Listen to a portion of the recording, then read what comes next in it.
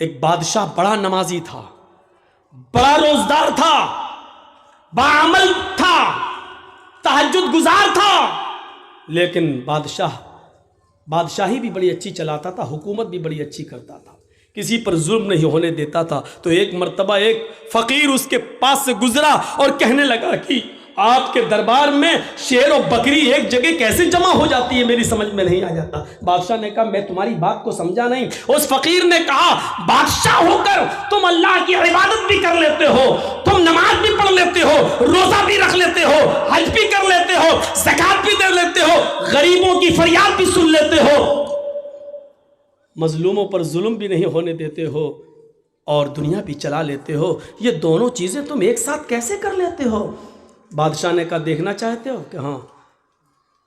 کہا 2 جلاد کو بلاؤ۔ 2 جلاد آ گئے، کہا تلوار نکالو۔ جلادوں نے تلوار نکالی۔ بادشاہ نے اپنے ایک نوکر سے کہا 1 پیالہ پانی لے آؤ۔ پانی لے آئے۔ اس فقیر سے کہا پانی پکڑ۔ اس فقیر نے پانی کا پیالہ پکڑا، اور سنو، اس فقیر نے پانی کا پیالہ پکڑا، کہا جاؤ پورا شہر اس کو گھما دو، اور اس فقیر سے کہا جاؤ میرے پورے شہر میں میری عوام کو دیکھ لو کہ کیسے وہ عمل کر رہی ہے، کیا کر رہی ہے، کیا نہیں کر رہی ہے، نماز کتنا پڑھ رہی ہے، روزہ کتنا رکھ رہی ہے، ظلم کتنا کر رہی ہے۔ پانی کا پیالہ اپنے ہاتھ میں لو، جاؤ اور دیکھو۔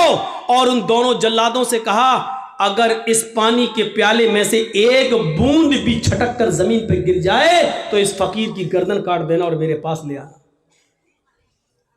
فقیر کہتا کم بخت، میں نے تو پوچھا تھا کہ کیسے، اس نے تو مجھے مصیبت میں ڈال دیا۔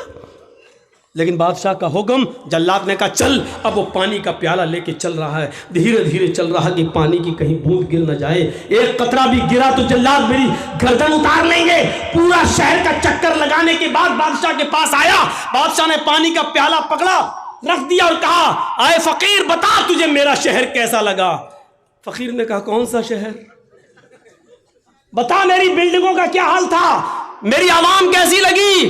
کہا بادشاہ سلامت، آپ نے مجھے اس لائق ہی کہاں چھوڑا تھا کہ میں آپ کی عوام دیکھ سکوں، آپ کی بلڈنگ دیکھ سکوں، آپ کے عمارتیں دیکھ سکوں، آپ کی رعایا کا معائنہ کر سکوں۔ آپ نے کہہ دیا تھا کہ اگر ایک بوند بھی گری تو تیری گردن کاٹ دیں گے۔ میری نظر تو پیالے پر تھی، شہر میں کیا ہو رہا ہے مجھے کچھ بھی نہیں معلوم۔ بادشاہ نے کہا یہی جہنم کا ڈر، یہی اللہ کے عذاب کا ڈر مجھے ہر وقت لگا رہتا ہے، اس لیے میں بندوں کے حقوق بھی پورا کرتا رہتا ہوں اور اللہ رب العالمین کی عبادت بھی پوری کرتا رہتا ہوں، اللہ کی عبادت میں بھی کمی نہیں ہونے دیتا ہوں، اور میں اپنی رعایا کے ساتھ بھی کبھی ظلم نہیں ہونے دیتا ہوں، کیونکہ مجھے جہنم کا نقشہ، جہنم کا خوف، عذاب قبر کا ڈر مجھے ہر وقت لگا رہتا ہے۔ میرے پیارے ساتھیوں، ایک نوجوان جب یہ تصور کر لے کہ ہم شراب کی بوتل پی رہے ہیں اس کا عذاب کتنا ہے، ہم جو جوا کھیل رہے ہیں اس کا عذاب کتنا ہے، کلیا چکی سڑکوں پر بکنے والی لاٹری اس کی پرچیاں ہم خرید رہے ہیں اس کا عذاب کتنا ہے، اگر یہ تصور وہ اپنے دماغ میں کر لے کہ اس کا حساب ہمیں اللہ کے ہاں دینا ہوگا تو میرے بھائیوں پھر اس کا دماغ کبھی ان چیزوں کے اندر نہیں لگے گا۔ آج ہم اس لیے دور ہیں ان تمام چیزوں سے کیونکہ جہنم کا خوف اور عذاب قبر کا ڈر نہیں ہے ہمیں اور ہمارے اور آپ کے اندر۔ اس لیے تصور کیجئے کہ بادشاہ نے کیا کہا تھا، پانی دیکھ رہا گر نہ جائے۔ اب وہ کہہ رہا بتاؤ کیسا لگا شہر؟ کہ تیرا برا ہو، تو نے شہر دیکھنے کے لائق ہی کہاں چھوڑا ہم کو۔ جو آدمی جہنم کے عذاب سے ڈر جائے اور اللہ کے عذاب کے بارے میں تصور کر لے، پھر وہ آدمی دنیا میں کیا رہ جاتا ہے، اس کو اچھی لگے گی؟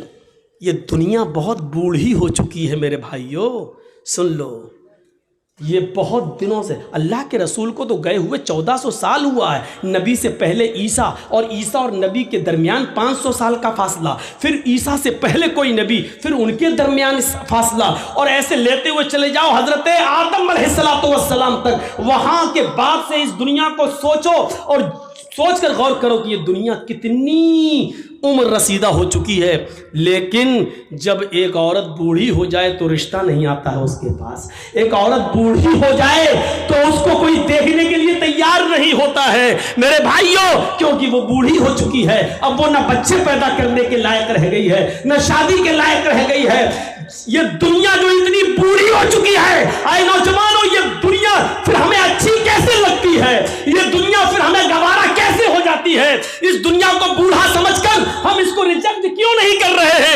دنیا پرانی ہو چکی ہے، پھر ہم اس دنیا کے پیچھے کیوں پڑے ہوئے ہیں؟ اللہ کے نبی نے فرمایا ارتحلت الدنیا مدبرتن وارتحلت الآخرۃ مقبلتن۔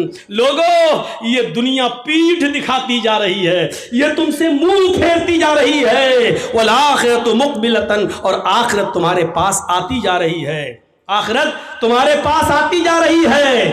یعنی آپ 40 سال کے تھے، آج 45 سال کے ہو گئے، دنیا نے تمہیں اتنی سال کے لیے پیٹھ دکھا دی ہے، یعنی دنیا نے تمہیں چھوڑ دیا ہے، 45 سال تم دنیا سے دور ہو گئے ہو، والآخرۃ مقبلتن، اور آخرت قریب آ رہی ہے، یعنی تم آخرت کے اتنے قریب ہو گئے ہو، 5 سال کے بعد تم 50 سال کے ہو جاؤ گے، دنیا 50 سال تم سے دور ہو جائے گی اور آخرت تم سے اور قریب ہو جائے گی 5 سال۔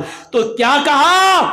ارتحلت الدنیا مدبرتن، دنیا پیٹھ دکھا رہی ہے، دنیا تمہیں پیٹھ دکھا کر پیچھے کی طرف بھاگ رہی ہے، تمہیں اکیلا چھوڑتی ہوئی جا رہی ہے، والآخرۃ مقبلتن، اور آخرت تمہارے قریب آتی جا رہی ہے،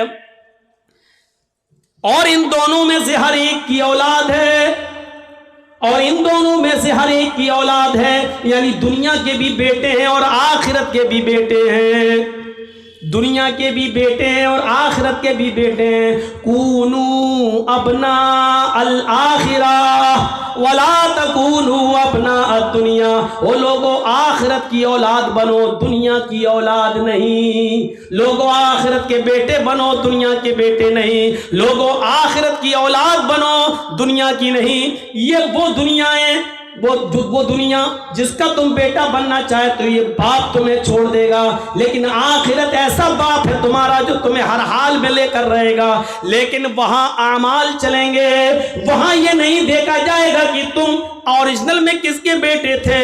یہی بات تو اللہ کے نبی جناب محمد رسول اللہ صلی اللہ علیہ وسلم نے کہی تھی، اے میری بیٹی فاطمہ، دنیا میں جو چاہے مجھ سے مانگ لے، دنیا میں جو چاہے مجھ سے لے لے، یا فاطمہ بنت محمد سلیلی من مالی ما شئتی انی لا اغنی عنک من اللہ شیئا، اے میری بیٹی دنیا میں جو چاہے مجھ سے لے لے، دنیا میں جو فرمائش کرنا چاہے میں پوری کر دوں گا، لیکن آخرت میں تیرے کوئی کام نہیں آؤں گا، ولا اغنی عنک من اللہ شیئا، قیامت کے دن میں تیرے کوئی کام نہیں آؤں گا۔ یہی تو ہے اللہ تبارک و تعالیٰ نے فرمایا اپنے اعمال کا ذخیرہ لے کر میرے پاس آنا، ورنہ قیامت کا دن ہوگا یوم یفر المرء من اخیہ و امہ و ابیہ و صاحبتہ و بنیہ، قیامت کا دن ہوگا یوم یفر المرء من اخیہ، انسان اپنے بھائی کو دیکھ کر بھاگے گا، و امہ و ابیہ، اپنی ماں کو دیکھ کر بھاگے گا، و ابیہ، اور اپنے باپ کو دیکھ کر بھاگے گا، و صاحبتہ و بنیہ، اپنی بیوی کو دیکھ کر بھاگے گا، اپنی اولاد کو دیکھ کر بھاگے گا۔ ایک ایک نقشہ دیکھو، دنیا میں اگر آپ کے بھائی کو کوئی بھائی مار دے تو آپ اپنے بھائی کی موت کا بدلہ لینے کے لیے اپنی جان کو داؤں پہ لگا دیتے ہو کہ کمینے تو نے میرے بھائی کا مرڈر کیسے کیا۔ قیامت کا دن ہوگا، وہاں بھائی بھائی کے لیے کچھ نہیں سوچے گا، سوچے گا یہ میرا بھائی کہیں میرے سامنے نہ آ جائے اور کہیں مجھ سے ایک دو نیکی نہ مانگ بیٹھے۔ یوم یفر المرء من اخیہ، کہیں مجھ سے میرا یہ بھائی ایک نیکی کا سوال نہ کر بیٹھے، اس لیے بھائی سے بھائی بھاگے گا۔ یوم یفر المرء من اخیہ و امہ، وہ ماں جس کی تکلیف آپ برداشت نہیں کرتے ہو، تھوڑی سی کھانستی ہے تو آپ کو نیند نہیں آتی ہے اور آپ سرکاری ہاسپٹل میں یا پرائیویٹ ہاسپٹل میں اپنی ماں کا علاج کرانے کے لیے فوراً توڑ پڑتے ہو۔ میرے بھائیو، قیامت کے دن آپ اپنی ماں کو دیکھ کر بھاگیں گے کہ مجھ سے میری ماں ایک نیکی نہ مانگ بیٹھے، وہ ابھی، اور اپنے باپ کو دیکھ کر بھاگو گے کہ مجھ سے یہ میرا باپ کہیں ایک نیکی نہ مانگ بیٹھے، ایک نیکی کہیں مجھ سے نہ مانگ بیٹھے۔ وصاحبتی وہ بنی، اور آپ کی وہ بیوی کہ ایک رات بھی جس کو آپ اپنے سے جدا کرنا گوارا نہیں سمجھتے، اور وہ بیوی جس کی طرف آپ اتنے انہماک اور اتنے مشغول رہتے ہیں کہ آپ کی بیوی کو کوئی دوسرا دیکھے تو آپ برداشت نہیں کرتے ہیں۔ میرے بھائیوں، تصور کرو کہ یہ بیوی ہمارے سامنے ہوگی قیامت کے دن لیکن دیکھنے کی جرت نہ ہوگی، بلکہ آدمی اپنی بیوی کو دیکھ کر بھاگے گا، کہیں مجھ سے میری بیوی ایک نیکی نہ مانگ بیٹھے۔ وہ بنی، وہ اولاد کی رات میں ہلکا سا بخار آ جائے، آپ کی نیند اڑ جاتی ہے، رات میں ڈاکٹروں کے گھروں کے دروازوں کو نوک کرتے ہو، دستک دیتے ہو، میرے بھائیوں آپ بچے کی ہلکا سا فیور، اس کا ہلکا سا بخار، ہلکا سا ٹیمپریچر آپ کی راتوں کی نیند اڑا دیتا ہے۔ قیامت کے دن اپنی اولاد کو دیکھ کر بھاگو گے، یہ منظر کو آپ اپنے سامنے رکھیے۔ اس بادشاہ نے فقیر سے یہی تو کہا تھا کہ جب تم ہمارے 2 جلادوں کی تلوار کی وجہ سے جب تم ہمارے شہر کا معائنہ نہیں کر سکے کہ کیا ہے، اسی طرح مجھے معلوم ہی نہیں کہ دنیا میں کیا ہے۔ اللہ کے عذاب کا تصور ہمارے دماغ میں ہر وقت رہتا ہے، اللہ کے عذاب کا تصور رہنا چاہیے ہر وقت۔ آج مولوی جرجیز کو بھیگی ہوئی کرسی پر بیٹھنا گوارا نہیں رہا، اپنے ہاتھ سے آج کرسی صاف کرنا پڑ رہی ہے۔ یہ چیز ہمیں کیا بتا رہی ہے کہ انسان کو ہر چیز کے ساتھ سمجھوتا کرنا چاہیے، ہر چیز کو اپنے اندر ایڈجسٹ کرنا چاہیے۔ میں نے اپنے سبھاپتی صاحب جو ہیں مولانا مظاہر صاحب، ان کے کان میں ہی کہہ دیا تھا کہ آج میں کھڑے ہی ہو کے بولوں گا۔ میرے بھائیوں، ہمیں اور آپ کو تصور کرنا چاہیے کہ ایک چھوٹی سی تھوڑی سی کرسی کا بھیگا پن جرجیز صاحب کو گوارا نہیں ہے۔ اندازہ لگائیے کہ پھر جہنم کی جاسوس تپش کیسی ہوگی، اللہ کا عذاب کیسا ہوگا، یہ کون سوچے گا؟ یحشر الناس یوم القیامت حفاتا عراتا غرلا۔ حضرت عائشہ فرماتی ہیں قیامت کا دن ہوگا کہ لوگ حفاتن ننگے پیر ہوں گے، عراتن بالکل ننگے جسم ہوں گے، ان کے جسم پر کوئی کپڑا نہیں ہوگا۔ غرلا، جیسے ماں کے پیٹ سے بچہ پیدا ہوتا ہے اس کا ختنہ نہیں ہوتا ہے، سب کی سب قبر سے جب اٹھیں گے تو بغیر ختنے کے اٹھیں گے۔ میدان محشر میں جب سب جمع ہوں گے تو کسی کا ختنہ نہیں ہوا ہوگا، سب غیر مختون ہوں گے، بغیر ختنے کے ہوں گے، اور سب کو اپنے اپنے کیے کرے کا حساب کتاب دینا ہوگا۔ حضرت عائشہ کہتی ہیں الرجال والنساء جميعا، اے اللہ کے نبی کیا مرد بھی ہوں گے اور عورتیں بھی ہوں گی؟ یہاں تو جلسے میں بھی لڑکے نکل جاتے ہیں دیکھنے کے لیے، دیکھیں کون کتنی لپسٹک لگائے ہے، کون کتنی کریم اور پاؤڈر لگائے ہے۔ بہت سے جلسوں میں جاتا ہوں، میلہ لگتا ہے، اور جب تک جرجیز صاحب کا نمبر نہیں آ رہا باہر گھومتے رہتے لوگ، بہار اور ہر جگہ، آپ کے علاقے میں بھی یہی حال ہے۔ اور ان لڑکیوں کے پیچھے لڑکے، ارے جس جگہ چوڑی کی اور اس کی دکان ہے وہاں تم کیا کر رہے ہو بھائی؟ جو خالص لیڈیز سامان بک رہا ہے، زیور بک رہے ہیں، چوڑی بک رہی ہے، جہاں جینٹس کا ایک سامان نہیں وہاں تم کیا کر رہے ہو بھائی؟ الفاظ کڑوے ضرور ہیں لیکن سچ ہیں۔ اللہ کی قسم ایسا لگتا ہے جیسے ایک کتیا کے پیچھے 10 کتے بھاگ رہے ہوں، یہ حال ہو جاتا ہے۔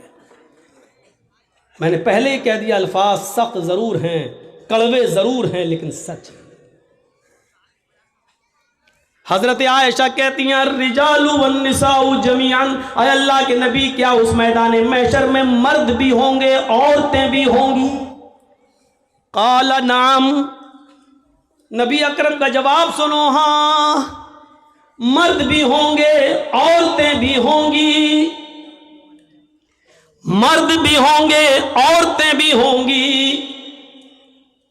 امام کائنات نے جب یہ کہا تو حضرت عائشہ رونے لگی اور روتے ہوئے کہنے لگی ینظر بعضهم الی بعض، اے اللہ کے نبی کیا مرد عورتوں کو اور عورتیں مردوں کو دیکھ رہی ہوں گی میدان محشر میں؟ کیا مرد عورتوں کو اور عورتیں مردوں کو دیکھ رہی ہوں گی؟ اللہ کے نبی اس کا جواب کیا دیتے ہیں؟ ہاں عائشہ، نہ مردوں کا پردہ عورتوں سے ہوگا، نہ عورتوں کا پردہ مردوں سے، مرد بھی برہنہ عورتیں بھی برہنہ، مرد بھی ننگے عورتیں بھی ننگی ہوں گی، مرد عورتوں کو اور عورتیں مردوں کو دیکھ رہی ہوں گی۔ حضرت عائشہ نے کہا اے اللہ کے نبی، تب تو عورتیں مارے شرم کے، تب تو لیڈیز مارے شرم کے مر جائیں گی جب مرد ان کی طرف نظریں اٹھا کے دیکھیں گے۔ یہاں اگر کوئی لڑکی پر لڑکا نظر نہ ڈالے، نہ دیکھے، تو وہ کہتی ہے میرے میک اپ میں کمی تو نہیں ہے، میرا ڈریس تو صحیح ہے کہ نہیں، پھر لڑکا دیکھ کیوں نہیں رہا ہے؟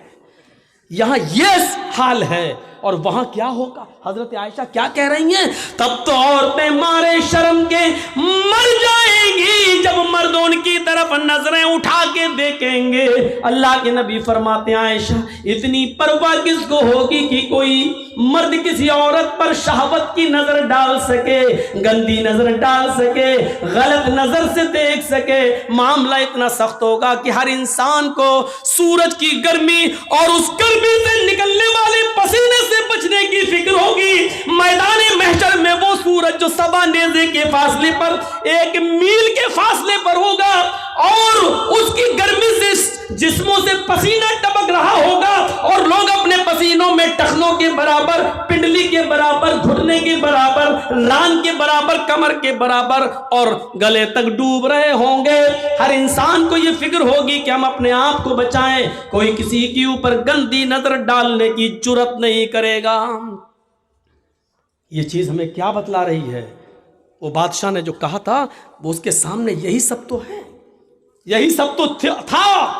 اللہ کے نبی سے کسی نے پوچھا آپ کی عمر 63 سال 63 سال، اتنی زیادہ تو نہیں ہوئی ہے کہ داڑھی کے بال سفید ہو جائیں؟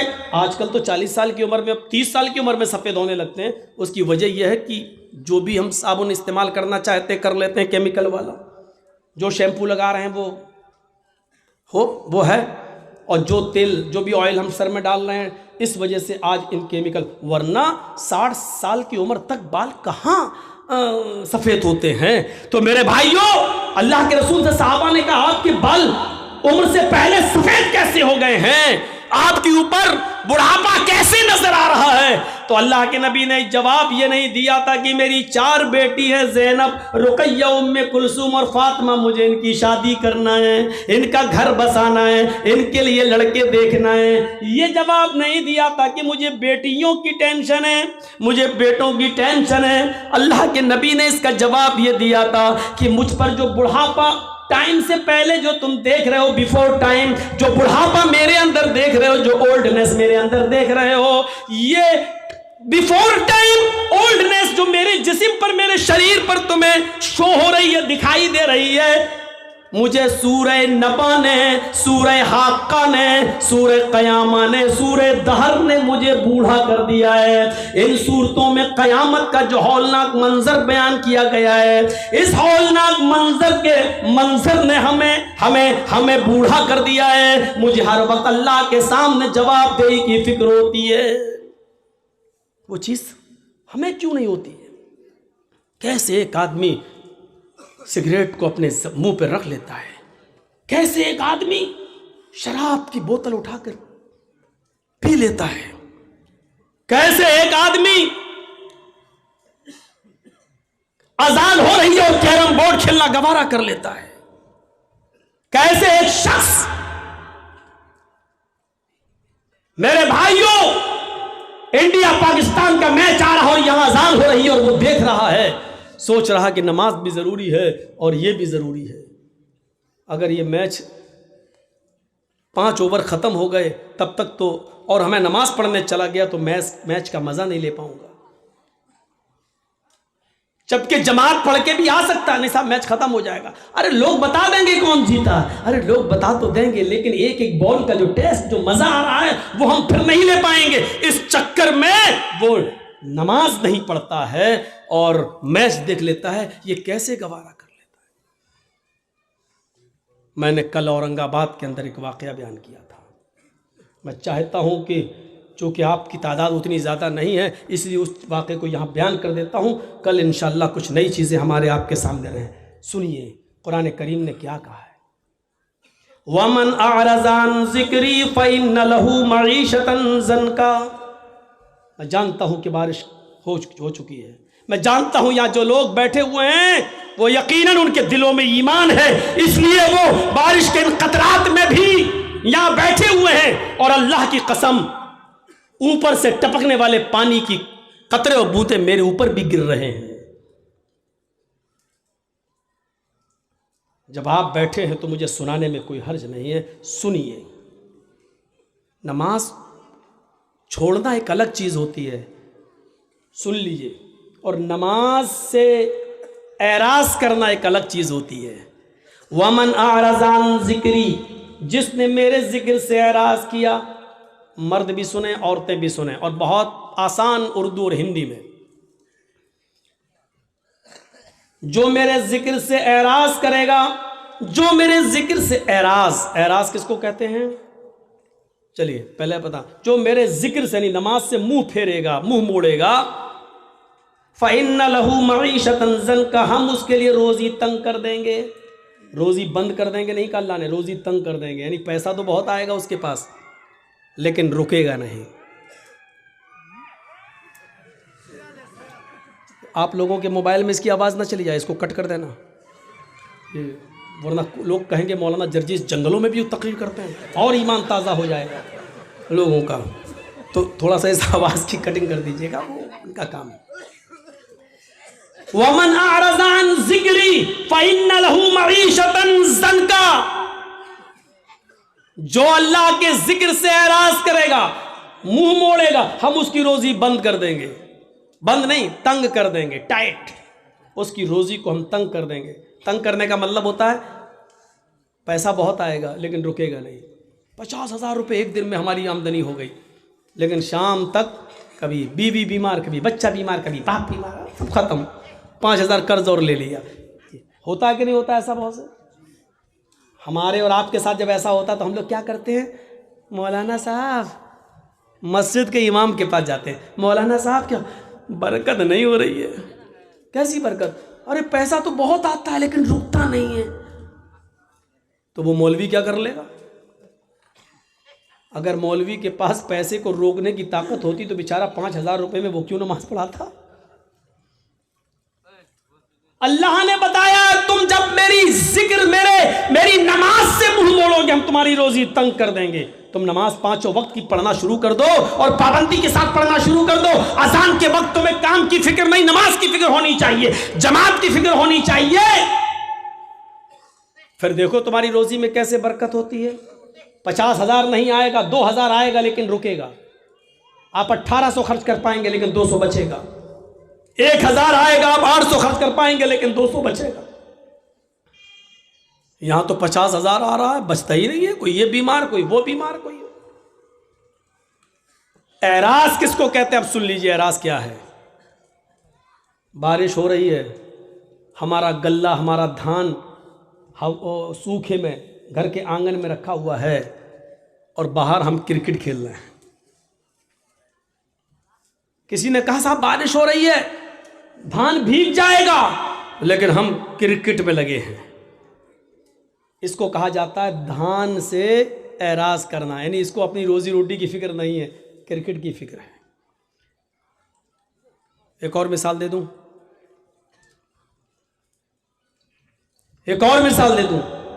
بچہ رو رہا ہے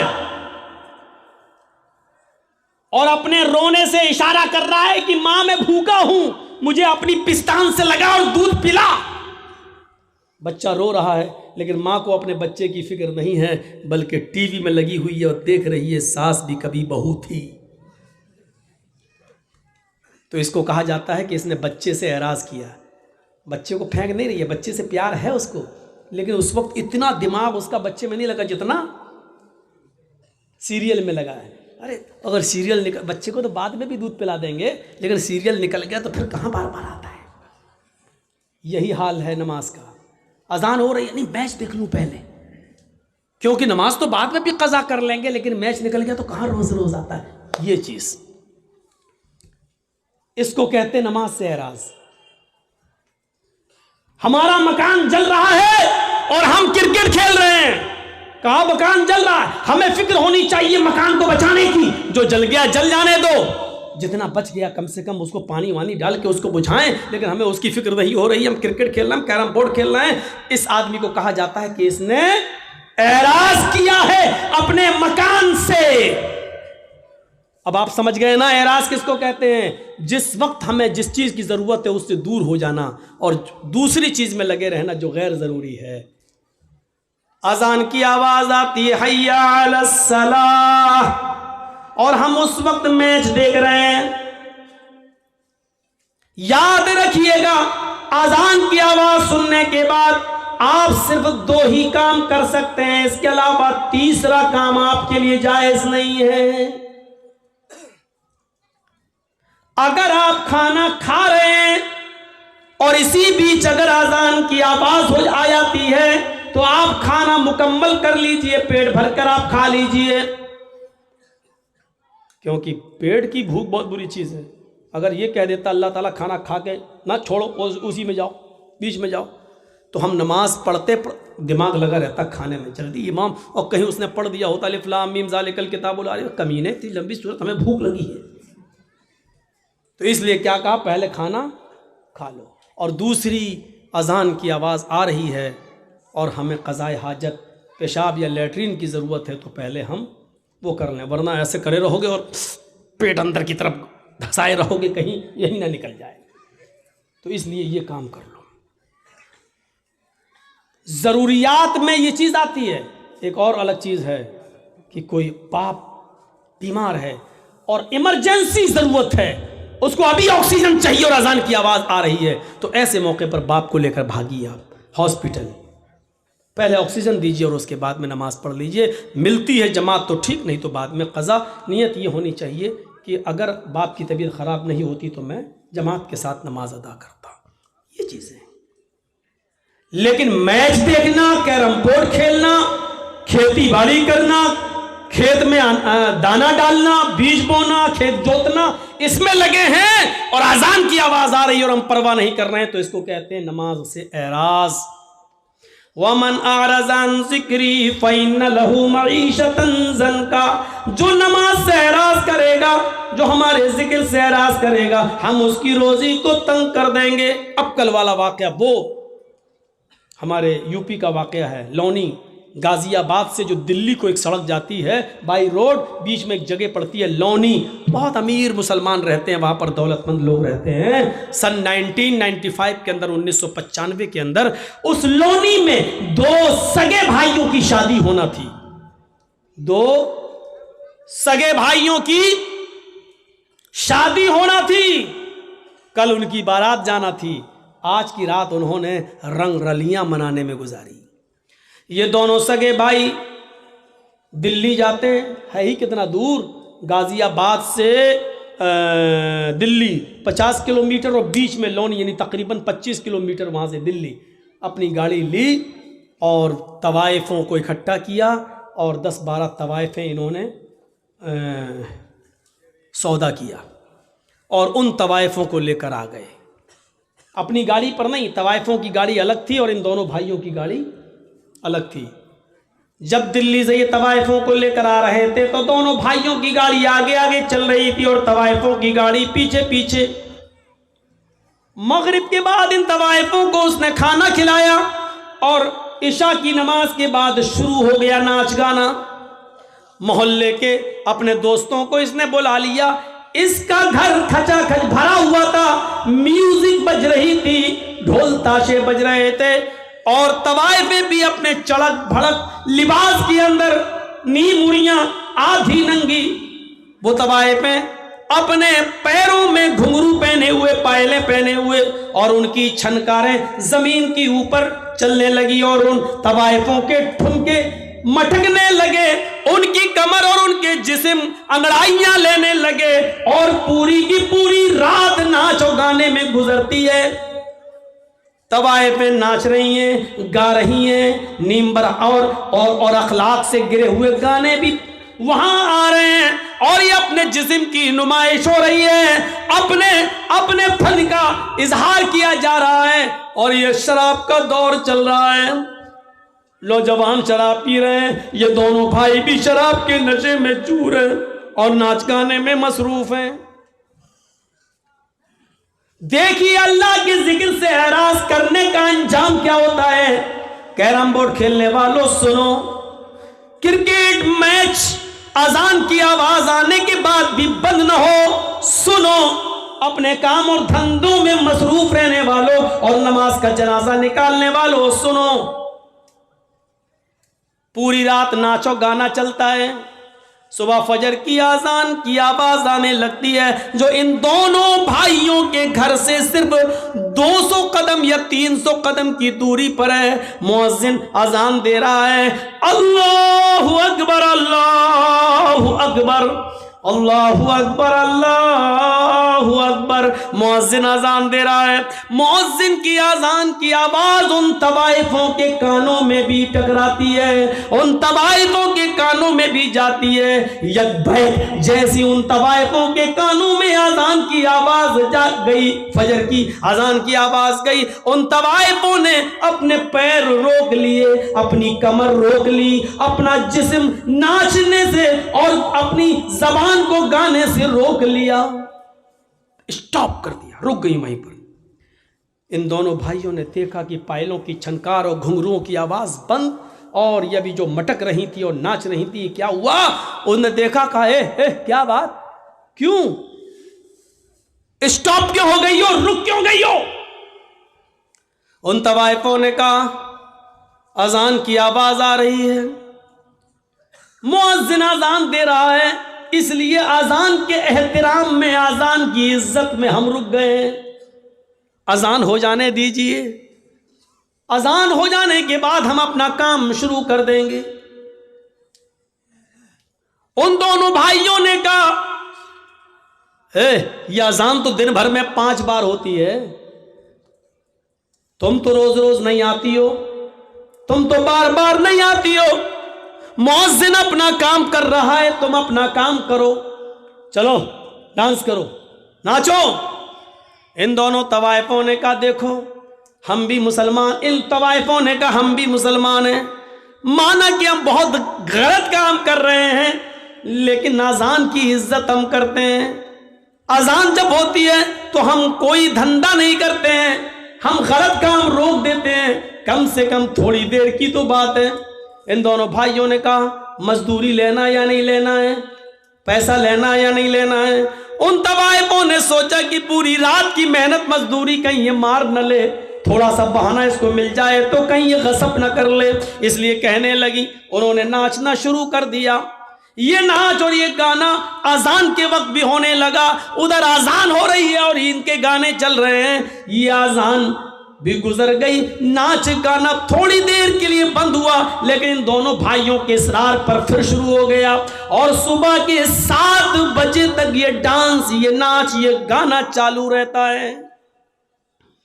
اس کے بعد ختم، طوائفوں کو پیسے دیے، ان طوائفوں نے کہا دیکھو تم مجھے لے کے آئے ہو، تم مجھے چھوڑنے بھی جاؤ گے، راستے میں لوگ ہمیں لوٹ لیتے ہیں، ہمارے غلط ہونے کا غلط فائدہ اٹھاتے ہیں، ہمیں کھینچ کر کھیتوں کی طرف لے جاتے ہیں، ہماری عزت کی چھلنی چھلنی کر دیتے ہیں، تم لے کر آئے ہو، مجھے چھوڑنے بھی جاؤ۔ ان دونوں بھائیوں نے کہا چلو، دن میں 2 بجے بارات جانی ہے، 4 بجے بارات جانی ہے، مغرب کے بعد نکاح ہونا ہے، عشاء کے بعد رخصتی ہونا ہے، ہم تمہیں چھوڑ آتے ہیں، 25 کلومیٹر ہی تو ہے یہاں سے دلی۔ ان دونوں بھائی اپنی گاڑی میں بیٹھتے ہیں، ڈرائیور کو اپنے آگے کی سیٹ پر بٹھاتے ہیں، دونوں بھائی پیچھے بیٹھتے ہیں، طوائفوں کی گاڑی اب آگے آگے چل رہی ہے اور ان دونوں بھائیوں کی گاڑی پیچھے پیچھے چل رہی ہے۔ سردیوں کی رات ہے، دن کے 7 اور 8 بجے کے بیچ کی بات ہے، ابھی کوہرا پوری طریقے سے چھٹا نہ تھا، آسمان سے گرنے والی شبنم جس کو آپ کی زبان میں کوئسا کہا جاتا ہے، ابھی پوری طریقے سے چھٹا نہ تھا۔ کسی طریقے سے طوائفوں کے ڈرائیور نے گاڑی سامنے سے آنے والے ٹرک سے بچاتے ہوئے گاڑی کو کراس کر دیا ہے، لیکن چونکہ ان دونوں بھائیوں کا ڈرائیور بھی شراب کے نشے میں دھت تھا، اس نے بھی ناچ دیکھا تھا، اس نے بھی گانا دیکھا تھا، وہ صحیح سے وہ बैलेंस नहीं बना पाया और सामने से आने वाले ट्रक से इन दोनों भाइयों की गाड़ी टकरा जाती है। टक्कर इतनी तेज थी कि इन दोनों भाइयों की गाड़ी 25-30 फीट दूर एक खाई में गिरती है और चारों तरफ से पिचक जाती है। फौरन लोग जमा हो जाते हैं। किसी तरीके से उस गाड़ी की खिड़की तोड़ी गई और इन दोनों भाइयों की और ड्राइवर की लाश निकाली गई। अल्लाह गवाह है, अल्लाह की कसम, जब इन दोनों भाइयों की लाश निकाली जा रही थी तो पहचान में नहीं आ रहा था कि बड़े भाई की लाश कौन सी है और छोटे भाई की लाश कौन सी है। सन 19